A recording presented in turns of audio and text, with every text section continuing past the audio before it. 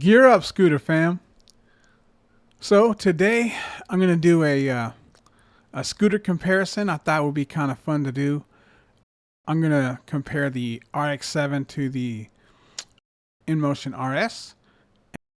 Two really worthy scooters of a comparison. First off, a couple things before I get started. I wanted to talk a little bit today about scooter quality and scooter company quality. I think you guys know my experience if you've watched my videos. You know, my experience with Clea, with Nami and my Clea rather, and it's been a challenge, right? As you guys have been aware, things seem to be smoothing out pretty well. Actually, on that note, I took some lubricant, some WD-40, and sprayed into the area by the stem, and I folded it down and kind of sprayed all in there, and it seems maybe that creaking noise and the feeling is gone. So maybe it just need a little bit of lubricant in the joint there. So that's good news. Right now, there's no more issues going on, but I promise if anything pops up, I will keep you guys posted.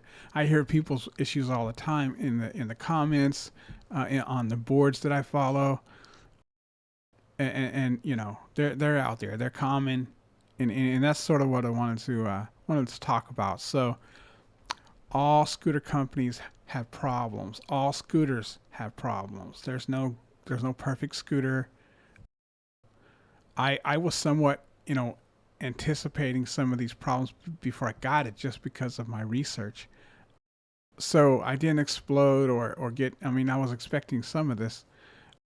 Of course, I wasn't happy about it, and I'm going to say it, but I was calm about it, and I went about it the right way and got things done. The turnaround is very slow.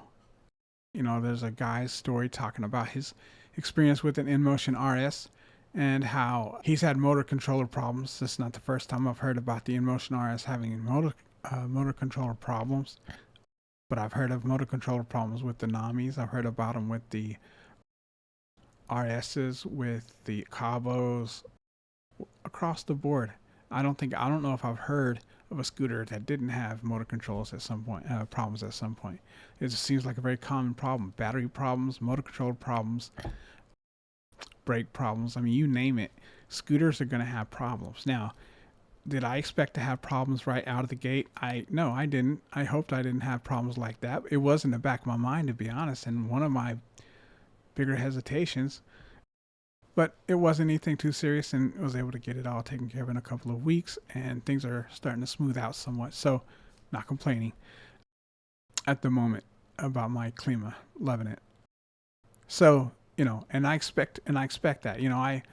I bought the scooter because of its ability to be, maintained and upgraded, and in the future, for whatever reason, you can switch out parts and so forth. So that being said, I just want to explain that, I don't get anything from these sales. I don't want anything from these sales. Anything that I share on here is to share with you guys for your information. You're grown. You can make decisions on your own. I don't want to influence them in any kind of way. That's not what my channel's about, and that's not what it's going to be about.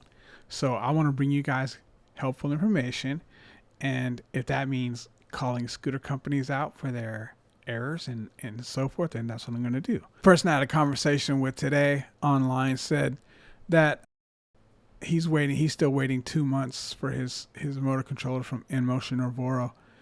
And those things are critical. Those things are important. And trust me, waiting 2 weeks for my brakes, right, brand new out of the box before I could even ride my scooter, was frustrating. And that's to be noted. That is to be noted. If you have a problem, it may be a long turnaround before you can get it fixed. And that's, once again, you're not going to find a scooter company that does it perfectly. With Fluid, it didn't take 2 months. At least I can say that. It only took 2 weeks. So turnaround time is an issue across the board, and it seems like maybe Fluid is one of the better ones. 2 months is crazy. So in that regard, and I've heard people say that, fluid is good there, but sometimes there is a slow turnaround time. That's just really the biggest area I think they need to improve. I think it'll improve it across the board. They have other issues, but that's like the thing that's holding it all together. So if they fix that, the other problems will likely fix themselves because the communication will flow a lot better. And so that's my take on that. But I just want to say that I'm not showing you any scooters that are perfect, because there are no perfect scooters, right? They all have problems. If you're not prepared to, if there's not a shop near you that you can take your scooter to, if you're not comfortable working on scooters, or if you're not willing to learn about, there's plenty of videos that'll show you how to do different things.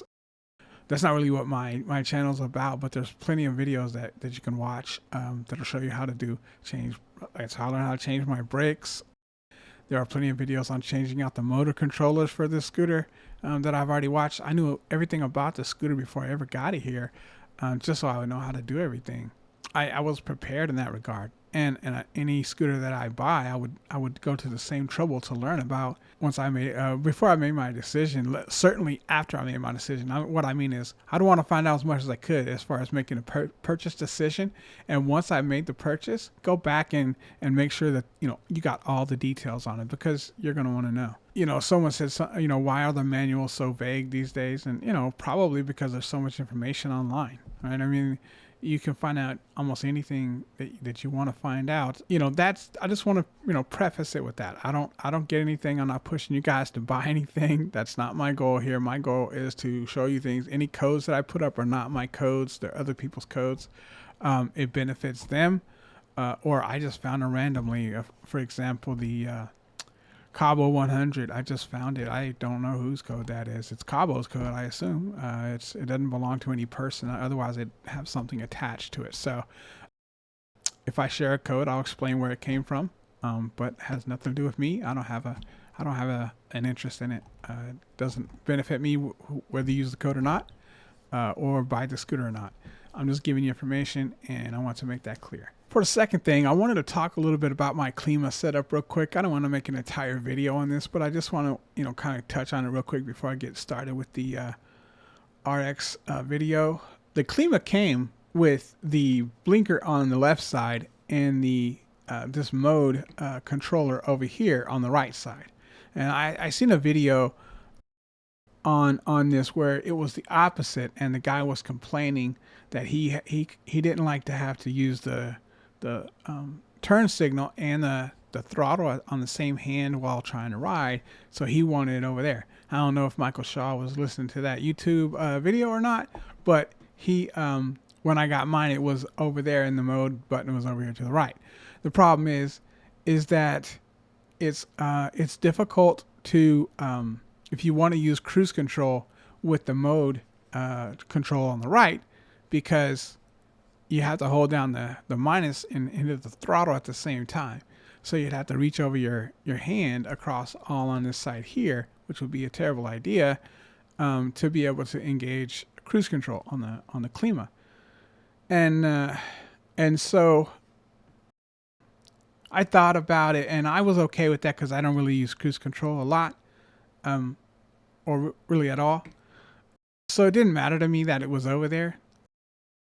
But I got to thinking about it a little bit, and I did have these little risers, these little extender riser things that kind of stick up. It's kind of like an extender, but they're just partial, and so it doesn't come all the way across. And so I can use them here, but I don't necessarily have to have anything here.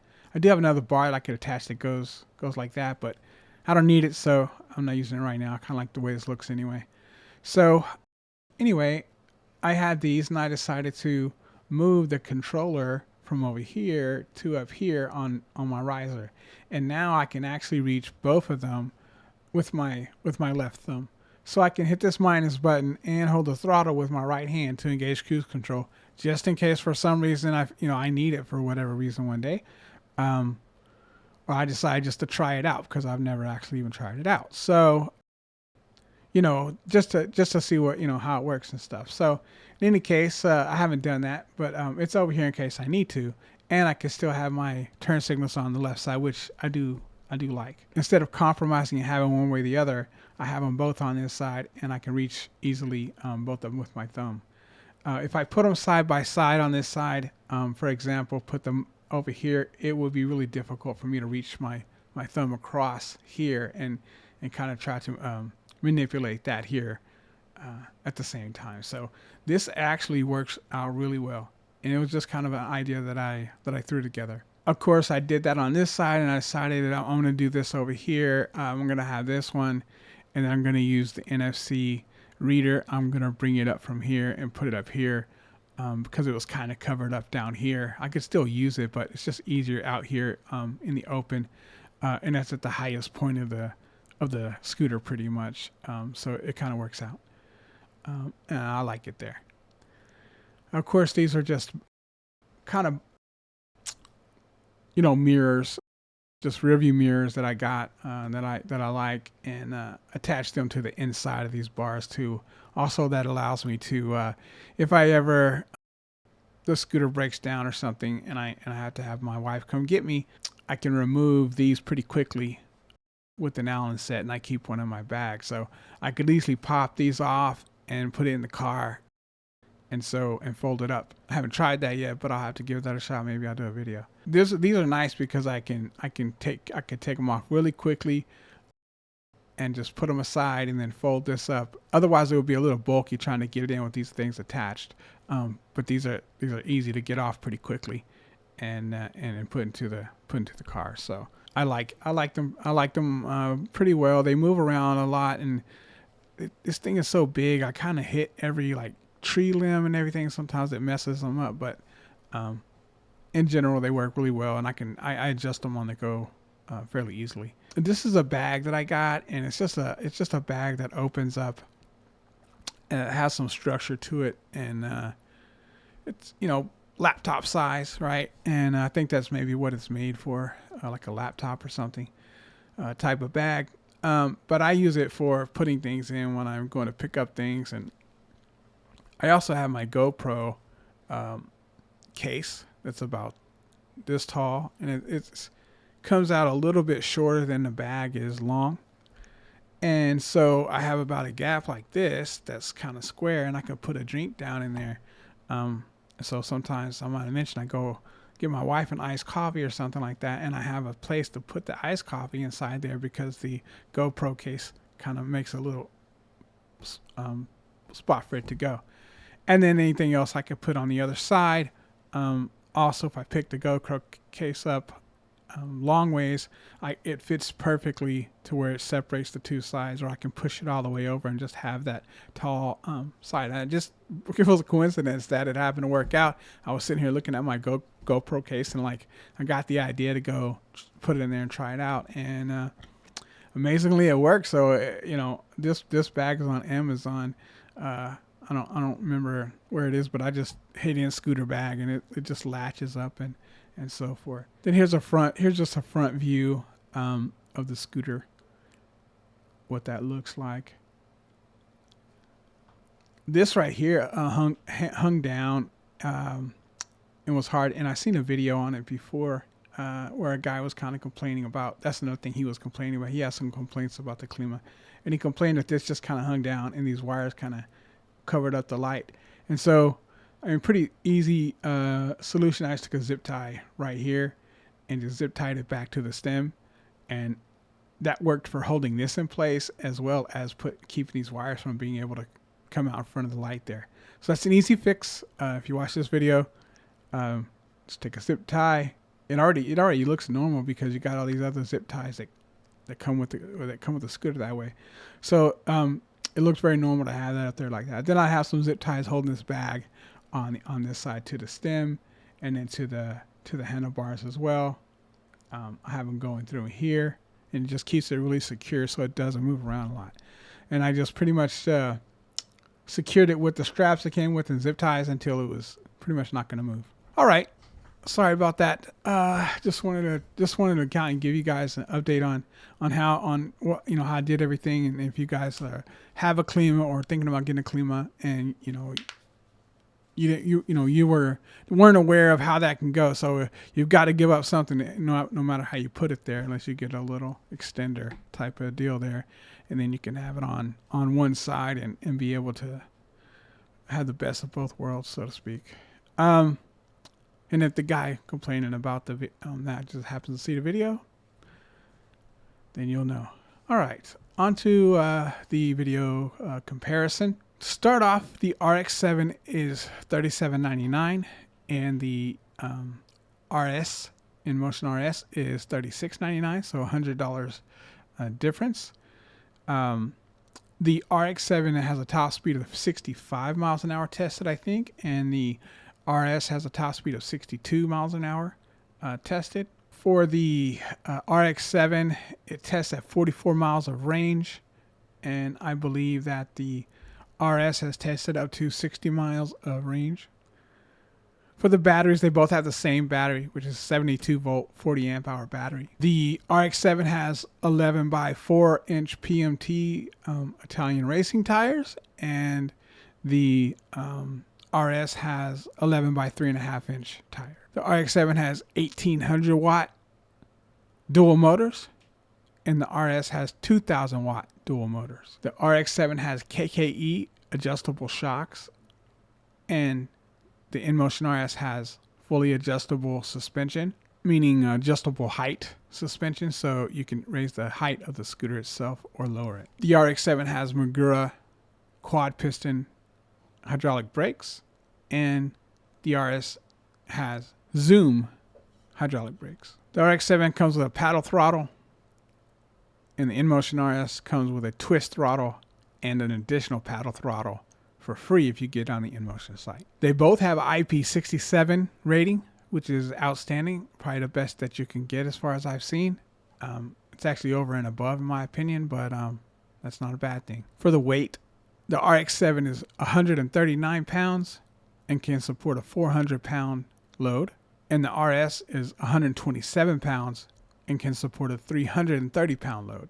Though I would expect them both to be able to support quite a bit of weight fairly easily. All right, what are my final thoughts on the scooters? Both are well-known scooters, the Roadrunners and the RX7s. They both have had issues, I'll say that again. No scooter is free of issues, be it breaking down or customer service. They're on all sides. So until those standards are raised, they will be, and they start raising their standards and raising the bar, so to speak. It's tough. It's tough going out there, but that's just one of the reasons that I'm doing the channel the way that I'm doing it, is to keep it real and bring the good information out and hopefully contribute to improving the electric scooter landscape for me and for all of y'all. Okay, so they both have their issues, but they're both quality scooters. The RX7 is a great scooter. The Inmotion RS is also a great scooter. The RX7 has had some, luminescent issues that I've heard of. Really only one real bad example of it, but I have seen it not just there. And so it's a real thing. So both scooters had their problems. I've heard of a few problems with this guy's talking about error codes, so forth. Motor controllers going out. I've heard things about the cord that goes from the motor controller to the motor sits in a bad spot. And there's a video that you can find on that if you do buy it. And certainly do your research on the scooter if you choose to do this. If you choose to buy the scooter, these scooters are good scooters, but they're not perfect. And right now we're early in the market, and that's the way it is. Yeah, the RX7 has, it seems like a really good scooter. They have support. They have problems too. Everyone has issues. Inmotion has been around now. Obviously, if it takes 2 months to get motor controllers, that's something to keep into consideration. I'm not saying it isn't, but you're gonna run across those types of issues everywhere. You just have to hedge your bets, a little bit. It's a concern. It's a concern. But you don't know that you would go, just, oh, I'll choose this company and I'm never gonna have that problem, and you probably are. Once again, if you're not prepared to learn how to work on scooters, roll your sleeves up, or live near a scooter shop, where you can take the scooter and get fixed, and you should probably wait to get a scooter, because even on the simplest scooters like the Hover One Journey Max, there's hardly anything to fix. There's still brakes, there's still flats you're gonna have to fix, and it's not an easy flat to fix. So it's gonna take some, like I said, rolling up of the sleeves, and you can do your research and make that as easy as possible, such as like some of these scooters that have the split rims and tubes are very easy to change. Some of the scooters have that, such as the Inmotion RS, makes that like really easy. But that's way different than trying to change a tube on this Journey Max. There's $100 difference between the two. I wouldn't feel, I'd feel okay about either one of those prices. They're both good prices. They're both the lowest that I've seen in scooters since they've released. They're both $4,000 scooters. The better deal right now is probably on the RS, barely. They both have a very similar top speed. One tested at 44 and one at 60, but the other RS tested at 40 something. So I give them pretty much equal. They have the same battery. Now the RX7 is a tad heavier, which might be a reason why. It's about 10 pounds heavier, 12 pounds heavier. So you have they both have their own great attributes. The shocks, you got the PMT 10 by 4 inch tires on the RX7. You got the Magura brakes. You have everything top quality on the RX7 for $100 more. But the RS is a great scooter as well, and so yeah, you're gonna be doing some upkeep on these scooters. I like that part of it. I expected that part of it. Once again, I didn't expect it right out of the gate just to be able to ride it, but hey, you know what? I learned, and here we are. And I'll have other things that go wrong with the scooter that I'll have to fix, and hopefully, between me and Fluid, even though they're a little slow on response time, we can get things done correctly. And so, that being said, just between the two, I still like the RS. It's $100 cheaper. Everything else is really nice on the RX7, but right now I just think bang for the buck, the RS is a little bit better of a deal. $100 is $100, and they're pretty even scooters. They both have their, like I said, their pluses and minuses, and I like them both. They were both on my Christmas list, I believe. And so if anybody has any ideas that they want to send me a new scooter, Santa, if you're listening. All right, guys, if you enjoyed this content and you found it helpful, please like, share, and subscribe, and happy riding.